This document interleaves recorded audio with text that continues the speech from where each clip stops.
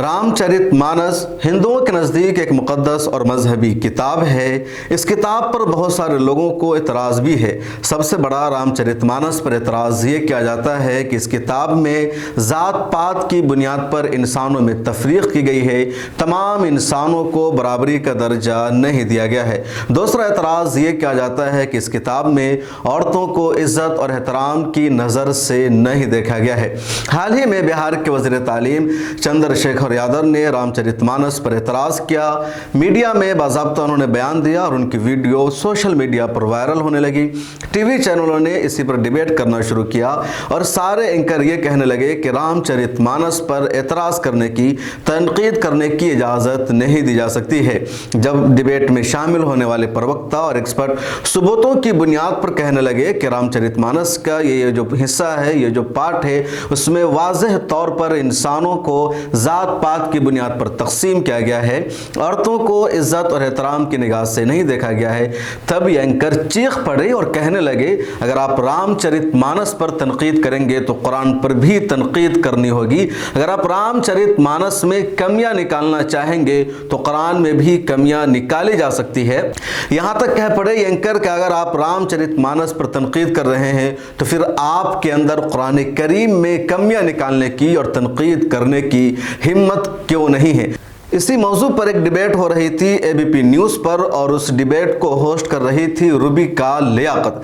RJD की प्रवक्ता ने जब रामचरितमानस में कुछ कमियों की जानिब इशारा किया तो चीख पड़ी रुबिका लियाकत और कहने लगी कि कुरान करीम पर आप क्यों तनकीद नहीं कर रही हैं।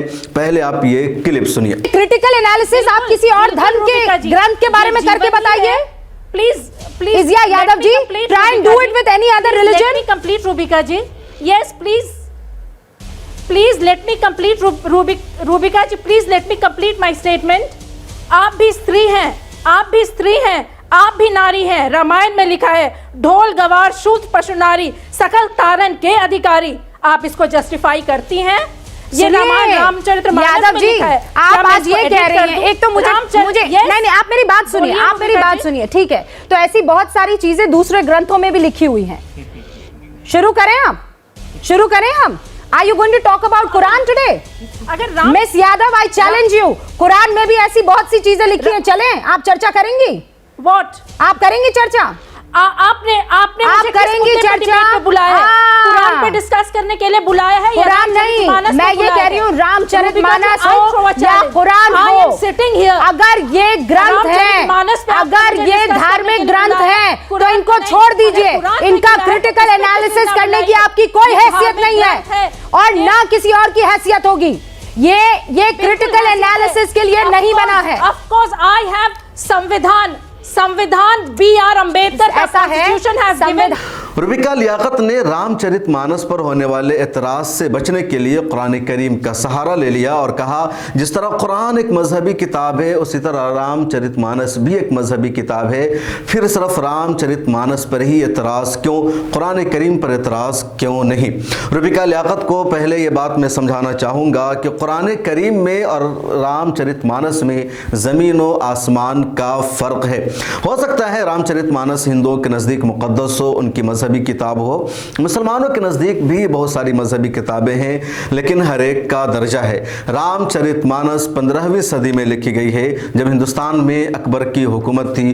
तुलसीदास ने इसे अयोध्या में लिखा है और उसमें यह कहा गया है कि रामायण और उससे मुताल्लिक़ जो चीज़ें हैं उनको उसमें बताया गया है। हिंदुओं के नज़दीक मजहबी किताब है।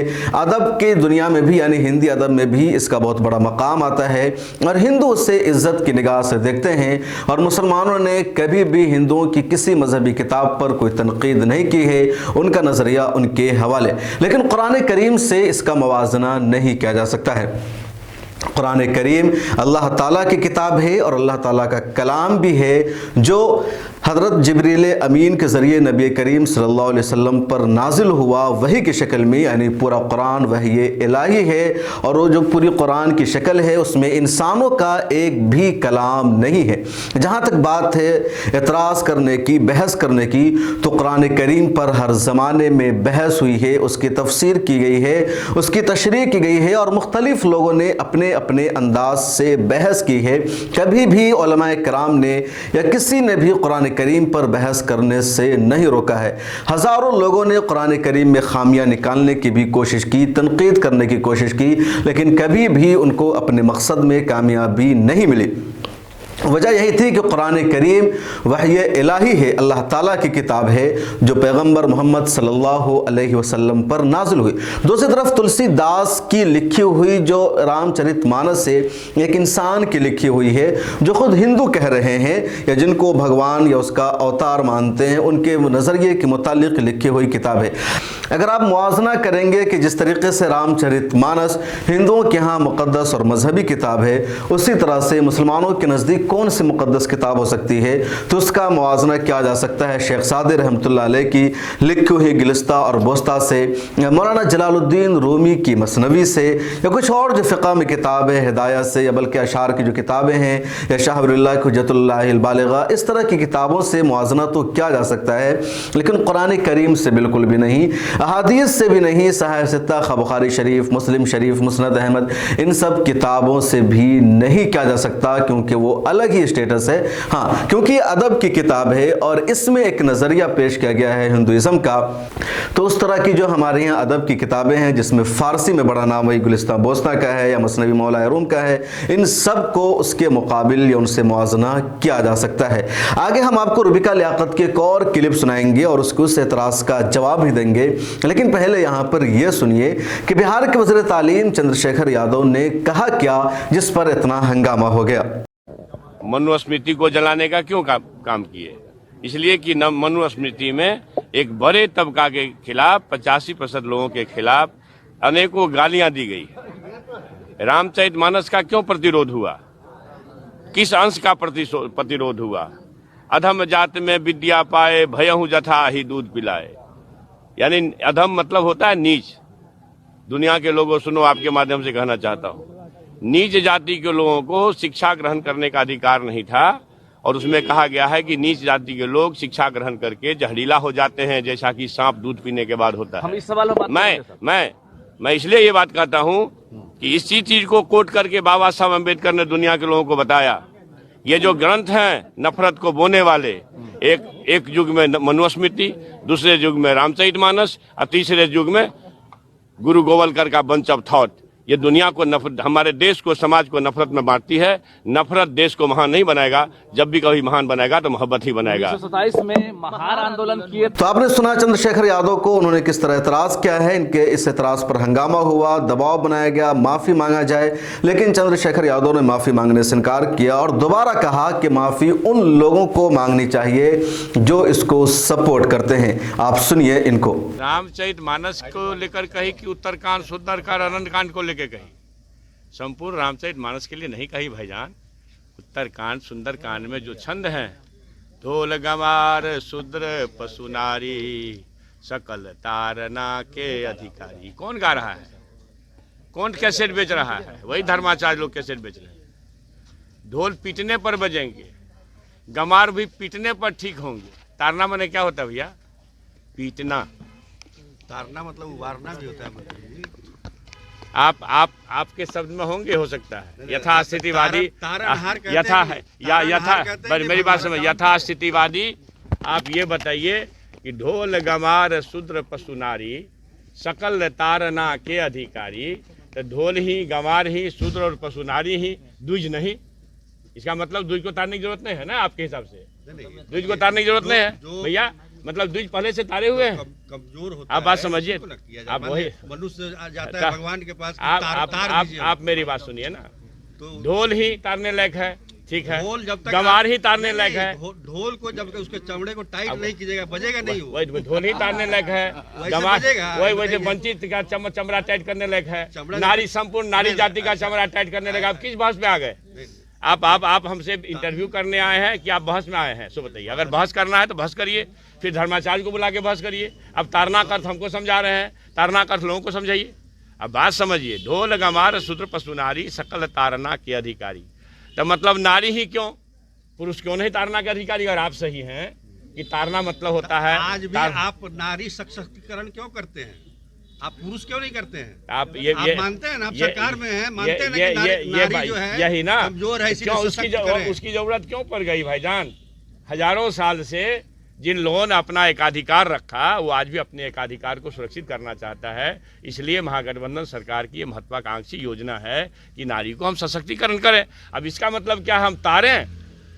बताइए, सशक्तिकरण का मतलब तारना होता है? आप तो लगता है कहीं से द्विजवाद पढ़ के आ गए, हमसे बहस कर रहे हैं। आप बात समझ नहीं, आप समझिए भाई, वही ना। तो भाई पुरुष क्यों नहीं जो इस देश में 95-90% 85% लोग हैं? तो आप समझ लिए आप करना क्या चाहते हैं। क्यों जातीय जनगणना का विरोध हो रहा है? कौन लोग विरोध कर रहे हैं? तो वही यथास्थितिवादी लोग जिनके खिलाफ संघर्ष है, मनुस्मृति के खिलाफ, रामचरितमानस के उत्तरकांड और सुंदरकांड के उस छंद के खिलाफ, और गुरु गोवलकर के बंच ऑफ थॉट के खिलाफ। तो ये सारी बातें जब आ रही है तो ये आएगी। हमारा जी काटने का 10 करोड़ भैया किसी को दे दो, कोई तो अमीर हो जाएगा। हम तो जलने वाले लोग हैं। जो जलेगा नहीं वो निखरेगा नहीं। सुन लीजिए, जो सूर्य रात दिन जलता है तो दुनिया प्रकाशित होती है। हमारे लालू प्रसाद जी गरीब दुखियों के लिए जेल में बंद है, लोग उसके विचार। इस पर और हंगामा बढ़ा और बिहार सरकार को ही 2 हिस्सों में तकसीम करने की कोशिश की गई। जनता दल यूनाइटेड ने अपना पल्ला झाड़ लिया और कहा जो कहा गया है सही नहीं है, हम इससे एग्री नहीं करते हैं। आरजेडी ने इसको सपोर्ट तो नहीं किया, लेकिन कहा कि बीजेपी इस तनाज़ुर पर हंगामा खड़ी कर रही है और बीजेपी लोगों के जहन को खराब करने की कोशिश कर रही है। दूसरे लफ्जों में कह लीजिए कि आरजेडी ने इसको इस तरह से सपोर्ट ही कर दिया और कहा कि चंद्रशेखर यादव ने जो कुछ कहा है वो सही है, हकीकत पर मबनी है, उन्होंने कुछ भी गलत नहीं कहा है। हम बात कर रहे थे रुबिका लियाकत के डिबेट की। अपने इस डिबेट में रुबिका लियाकत एक जगह गलतियों का एतराफ़ करते हुए कहती है कि अगर रामचरितमानस में कुछ खामियां हैं, औरतों को लेकर के वहां कुछ कहा गया है, तो कुरान में भी ऐसी चीज़ें मौजूद है और ये इस वजह से है कि उस दौर के हालात वही थे और आज के हालात बदल गए हैं। पहले सुनिए। इज्जा जी जो बात अभी ये कह रही थी कि देखिए रामचरितमानस में महिलाओं के लिए ये लिखा है वो लिखा है। स्वामी दीपांकर, मैं यहाँ पर बाकी ग्रंथों का जिक्र भी इसलिए कर रही हूँ क्योंकि देखिए मेरा जो ग्रंथ है वो कुरान है, आपका जो है रामचरितमानस है और महाभारत है और बाकी दूसरे ग्रंथ हैं, क्रिश्चियंस की बाइबल हैं और बाकी दूसरे धर्म के लोगों के दूसरे ग्रंथ होंगे। मैं इन सारे ग्रंथों का जिक्र इसलिए कर रही हूँ कि उस जमाने की बनावट, उस जमाने के तौर तरीके अलग हुआ करते थे। कुरान में भी कई ऐसे इंस्टेंसेस हैं, कई ऐसी चीजें हैं जिसको आज की तारीख में अगर आप डिस्कस करने चाहोगे तो फिर सालों साल निकल जाएंगे कि क्या सही क्या गलत, कितना सही कितना गलत। उसी तरीके से रामचरितमानस है, लेकिन होता यह है कि इस पर तो हम बड़ी आसानी से बात कर सकते हैं, जैसे अभी इज्जा जी बात कर रही हैं, बहुत आसानी से बात करेंगे, कुछ नहीं होगा। लेकिन अगर आप किसी और ग्रंथ के बारे में बोल देंगे स्वामी दीपांकर, कभी अगर आपके हलक से निकला तो तबाही मच जाएगी। रुबिका लियाकत ने यहाँ रामचरितमानस में पाए जाने वाली खामियों और कोताहियों का मुआवजा कुरान करीम से कर दिया और ये बड़ी बेशर्मी के साथ इसने कह दिया कि कुरान करीम में भी कमियां मौजूद है और क्योंकि उस ज़माने के एतबार से है ये सरासर झूठ है, सफ़ेद इल्ज़ाम है और इसके पीछे कोई सच्चाई नहीं है।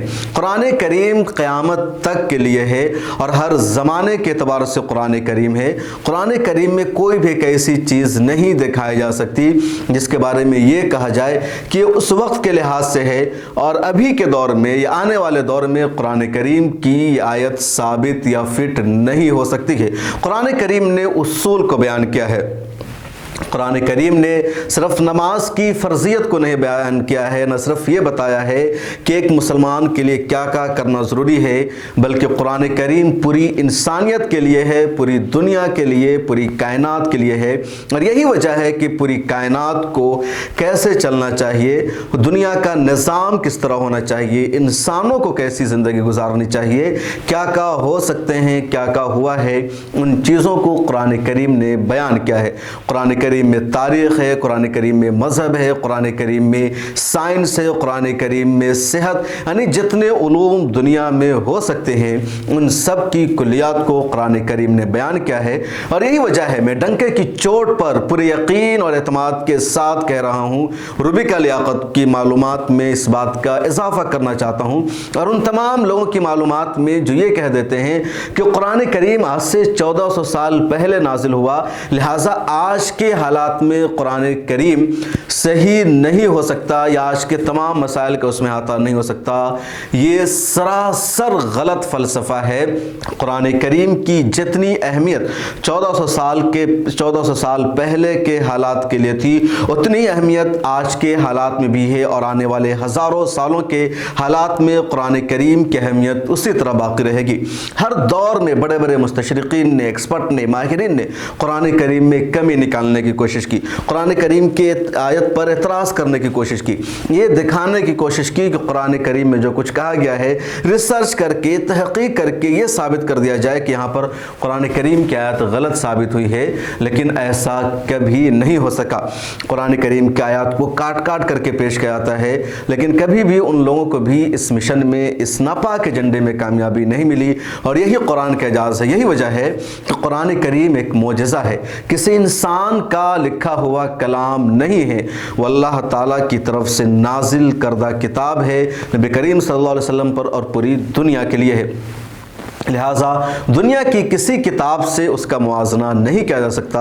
और जो लोग कर रहे हैं वो इस वजह से कर रहे हैं कि उनको अपनी कमियों और कोताहियों को छुपाना है, लेकिन उनको अपने इस मिशन में भी कामयाबी नहीं मिलेगी। कुरान करीम पर हमेशा लोगों ने एतराज़ किया, लेकिन एतराज़ करने वालों ने जब भी कुरान करीम का मुताला किया तो इसी नतीजा तक पहुँचे कि कुरान करीम हकीकत पर मबनी है, सदाकत पर मबनी है, और जो लोग कमियाँ कोताहियाँ निकाल रहे थे वो झूठ की बुनियाद पर ये सब कुछ कर रहे थे। मुस्तशरिकीन ने, यूरोप ने हर ज़माने में कुरान करीम के ख़िलाफ़ साजिशें की, लेकिन कामयाब नहीं हो सके। बहरहाल रूबिका लियाकत की डिबेट की बात मैं कर रहा था। रूबिका लियाकत रामचरितमानस पर होने वाले एतराज़ से बचने के लिए, लोगों को खामोश करने के लिए इस हद तक पहुँच जाती है कि जो लोग रामचरितमानस पर बहस कर रही हैं और उसमें बड़ा नाम है RJD की विजया यादव का, उनको इसने बोलने तक से मना कर दिया, कह दिया आप बोल ही नहीं सकते। अगर आपको बोलना है तो रामचरितमानस का सपोर्ट ही करना पड़ेगा। रामचरितमानस के खिलाफ जो कुछ है उसको आप नहीं बोल सकती हैं, और बोलने तक नहीं दिया जाता है। उसके माइक की आवाज़ को लो कर दिया जाता है और उसकी अपनी आवाज़ बुलंद रहती है। ये टीवी चैनल पर खेल चल रहा है। रूबिका लियाकत, अगर आपको बोलने ही नहीं देना है किसी भी प्रवक्ता को, तो फिर आपने इस मौजू पर डिबेट किया क्यों? ज़रा सुनिए रूबिका लियाकत का ये लहजा, और आपके लिए फैसला करना मुश्किल हो जाएगा कि ये एंकर है, रिपोर्टर है, जर्नलिस्ट है, या फिर बजरंग दल के लीडर है, या बीजेपी की ऑफिशियल स्पोक पर्सन। मैम बोलिए आप, लेकिन अगर रामचरितमानस के बारे में कुछ भी आप उल्टा सीधा बोलेंगी तो मैं आपको नहीं मौका दूंगी। बस मैं इतना क्लियर कर देती हूँ, बाकी आपको जो बात कहनी है कहिए, ये प्लेटफॉर्म आपके लिए है। बस भावनाओं को आहत पर आहत करते चली जा रही हैं। ये आपका फैशन होगा, ये आपका किरदार होगा, ये आपकी परवरिश होगी, लेकिन हम में से यहाँ बैठे किसी की ये परवरिश नहीं है। बोलिए, मैं फिर कह रही हूँ, मैं बोलूं? आप रामचरितमानस के खिलाफ नहीं बोलेंगी। नारी मुई गृह संपत्ति मासी गुड़ मुहाई हुई संन्यासा, यानी कि नारी संपत्ति है। अगर नारी मर जाए तो पति दूसरी शादी कर ले, लेकिन अगर पति मर जाए तो नारी सर मुड़वा कर एक अंधेरे कोठरी में रह जाए। ये भी रामचरितमानस में ही लिखा है। रूबिका जी, आप सुनना चाहे या ना चाहे, ये रामचरितमानस के ही शब्द को मैं दोहरा रही हूं। आरजेडी की प्रवक्ता होने के नाते बोल रही हूँ, ये तो कह रही हैं, मानस से निकाल के तो आप ये कह अगर रही सुन हैं, नहीं पा रही हैं, मैंने सुन लिया, विजया यादव सुन लिया मैंने। डिबेट ऑन दिस, नहीं मैंने सुन लिया। तो आप ये कह रही हैं कि रामचरितमानस ये रामचरितमानस औरतों के खिलाफ है। हाँ, ये कह रही है ना आप? जी, ये यही कहना। नारी मुई गृह संपत्ति, नारी संपत्ति है। विजया यादव, नासी मूड आरजेडी की प्रवक्ता विजया यादव ये कह रही हैं कि रामचरितमानस महिलाओं के खिलाफ है। हाँ या ना, बोलिए ना। तुम सफेद वस्त्र पहन कर पढ़ लो। आप मुझे जवाब दीजिए ना। आप यही कहना चाह रही है ना? लग रहा है मैं तो आप यही कहना चाह रही है ना कि नारी के खिलाफ है रामचरितमानस? पा रही हैं। मैं आपको बहुत से ऐसे ग्रंथों के बहुत से ऐसे फ्रेजेस और बहुत से ऐसे वर्सेस ला दूंगी, and I challenge you Vijaya Yadav, आप उन पर कुछ नहीं कह पाएंगी। नहीं, वो प्रसंग कौन सा है? सवाल के जवाब में अगर कोई कहता है तो वो तो चौपाई कोट करके आऊंगी, जैसे समझने के लिए करके आई हूं। आपने थैंक यू, आपने शिक्षा मंत्री की बात को आगे बढ़ाया, आपने अपनी पार्टी की सोच विचारधारा को आगे बढ़ाया है, पूरे देश ने देख लिया है। और अब तेजस्वी यादव और लालू प्रसाद यादव, राबड़ी यादव, पूरे परिवार को आगे आकर बताना पड़ेगा कि विजया यादव जो कह रही है उसमें उसमें कितना तथ्य है, कितना सच। तो आपने सुना रूबिका लियाकत का ये अंदाज, जो एजिया यादव को बोलने ही नहीं दे रही है। और जब बोलने नहीं देना था, अगर रामचरितमानस पर बहस करने से किसी की आस्था आहत हो रही थी, तो फिर इस टॉपिक पर डिबेट कराने की जरूरत क्या थी। ये वही एंकर्स, ये वही लोग हैं, खा रूबिका लियाकत हो, अमीश देवगन हो, चित्रा त्रिपाठी हो या आदित्य त्यागी हो या जितने गोदी मीडिया के एंकर से, सब कुरान करीम का जब कोई मामला आता है तो दिन रात बहस करने लगते हैं, कुरान करीम में कमियां निकालने लगते हैं, ऐसे लोगों को बैठाते हैं, बड़ी इज्जत देते हैं जो कुरान करीम की आयत पर सवाल खड़े करते हैं, हालांकि वो कभी कामयाब नहीं होते, कोई दलील उनके पास नहीं होती। यही वसीम रिजवी जिसने पिछले दिनों कुरान करीम की 26 आयतों के खिलाफ तहरीक चलाई, एक नया कुरान ही उसने नौज़ बिल्लाहि मिन ज़ालिक बना लिया, तो इन लोगों ने हर तरह से उसको सपोर्ट किया, लेकिन वो शख्स जलील हुआ, खार हुआ, हिंदू बन गया और अल्लाह ताला ने उससे ईमान की दौलत ही छीन ली। और हिंदू बन जाने के बाद भी अब उसको सुकून नसीब नहीं हुआ, दर दर की ठोकरें खा रहा है। बहरहाल इस वीडियो में इतना ही, और यही बताना मकसद था कि रामचरितमानस का मुआजना कुरान करीम से नहीं किया जा सकता। हमारे यहाँ दूसरी भी अहम किताबें हैं, उनसे इन सब का तो मुआजना किया जा सकता। गुलिस्ता बोस्ता इस तरह की जो दूसरी किताबें हैं, आप इस बारे में क्या सोचते हैं कमेंट सेक्शन में ज़रूर लिखेगा। फिर मुलाकात होगी अगले वीडियो में। अगर आपने अभी तक मिलर टाइम्स को सब्सक्राइब नहीं किया है तो कर लीजिए। सोशल मीडिया के सभी प्लेटफॉर्म पर हमें सपोर्ट कीजिए और मिलर टाइम्स को ज्वाइन करके हमारे मुस्तकिल मेंबर भी बन जाइए।